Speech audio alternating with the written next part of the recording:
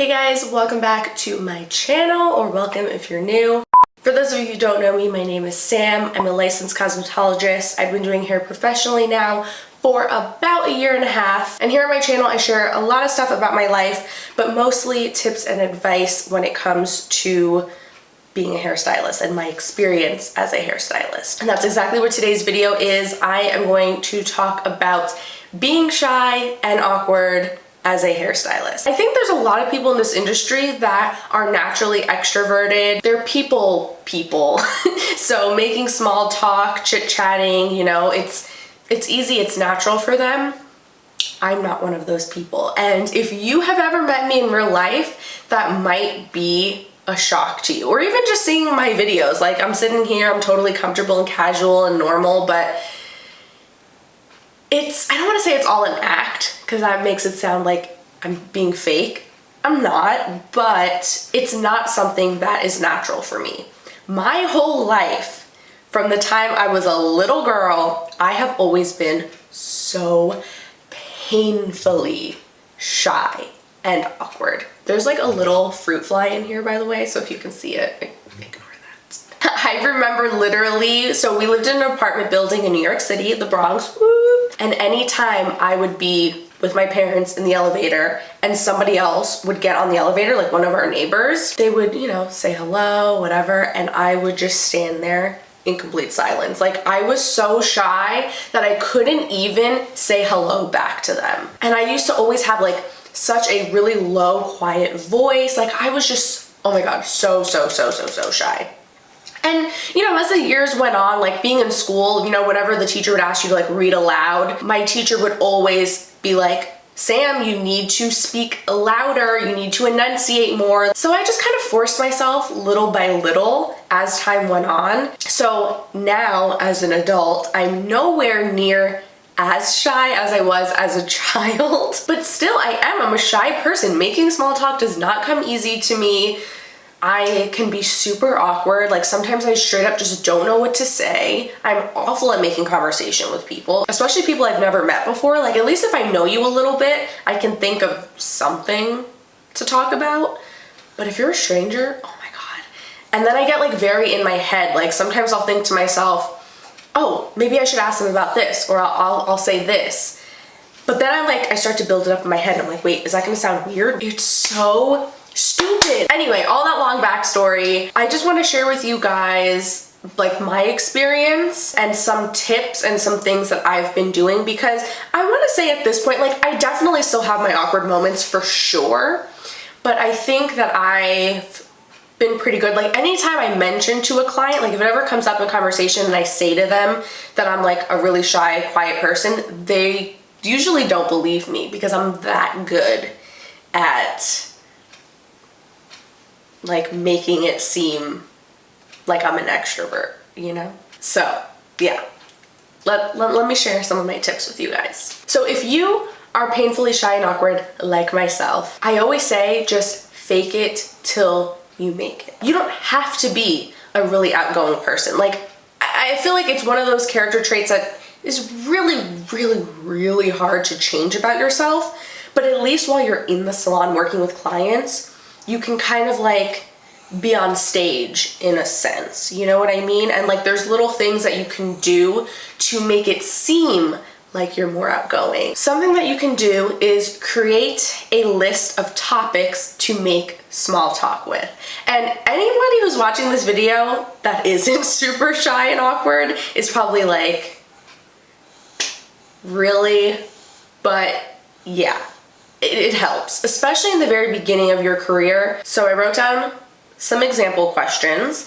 And really the easiest thing you can do is just ask the person about themselves. People love to talk about themselves. And that's like the easiest thing for any of us to do, right? A lot of the times when people come to the hair salon, they just want to vent, you know? Like, they kind of look at you as like their little therapist in a way. So ask them questions about their life. Like, do you have any kids? Obviously, you want to look at the person and you want to like kind of gauge their age and all that. Like, some of these questions might not be appropriate for everyone, but yeah, do you have any kids? Are you from the area?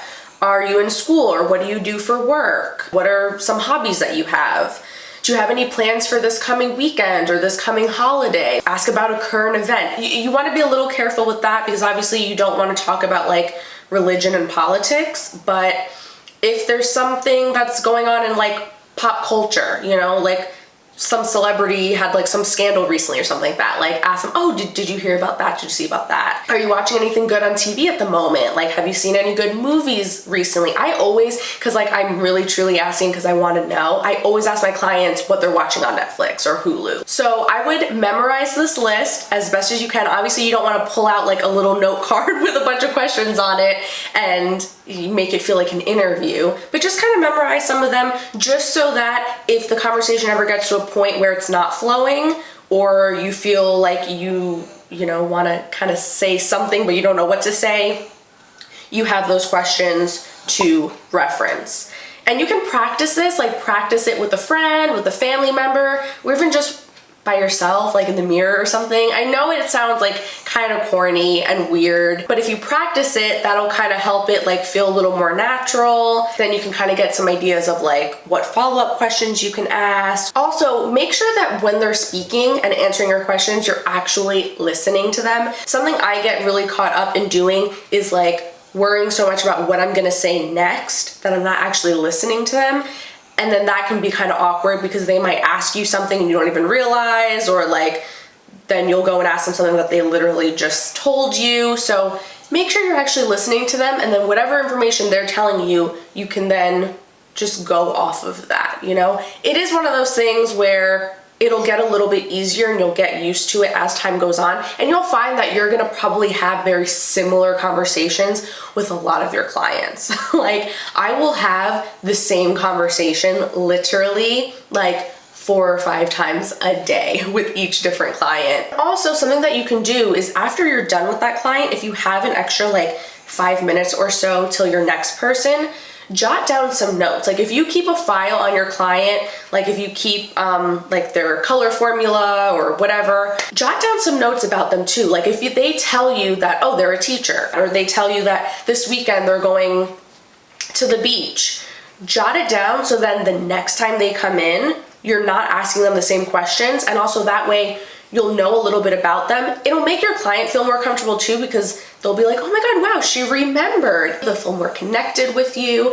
And then that'll kind of like help you make conversation the next time too, because then you can be like, oh, you know, I know last time you were here, you said you guys were going to the beach. How did that turn out? How was your trip? Blah, blah, blah. Now, something that is so important, okay, is sometimes your client doesn't want to talk to you. They don't want to make conversation. Sometimes people come in for a service and they just are there to relax. So nothing is worse than to just force conversation when your client clearly doesn't want to talk. Some clients will be straight up and they'll just tell you like, I don't really want to talk right now, like I just want to relax. But you can get the vibe, you know, like if you're asking them questions and they aren't like keeping the conversation going, like they're keeping their responses really short, then just stop. I remember in the beginning, I felt like, oh my God, I can't just be working in silence. Like that's so awkward. Like I need to be talking. I would see all my coworkers talking with their guests and I'd be like, I have to keep this conversation going.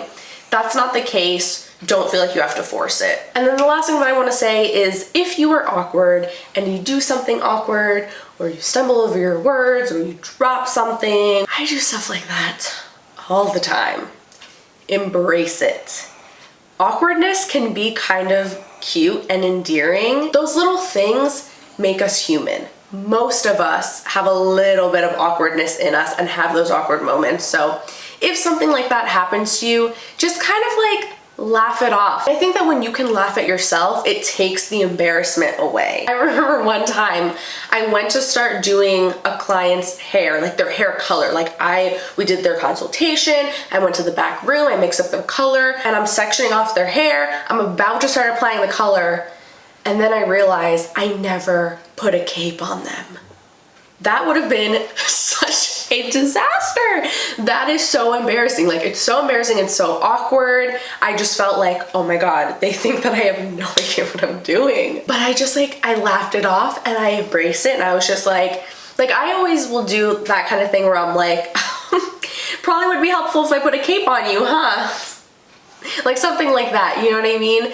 Whereas you could turn it the other way and just get really embarrassed by that and just be like, let me go get a cape. So those are all of my tips for any of you guys out there who are shy, maybe kind of awkward, and you are a hairstylist or you want to become a hairstylist. I know for me, I always loved hair, but I was really scared to actually pursue it as a career because I didn't know, like I knew that I would be able to do good hair, but I was really worried about the interaction with people and the communicating. Like I didn't know if I could do it. I thought I was just gonna be way too awkward for that and I wasn't gonna be a good hairstylist. Like people weren't gonna like me, people weren't gonna keep coming back to me because they were just gonna feel like really weird around me or something. It's tough in the very beginning. It is, I'm not gonna lie to you guys, but you can work on it, you can practice, and as you get more comfortable and more used to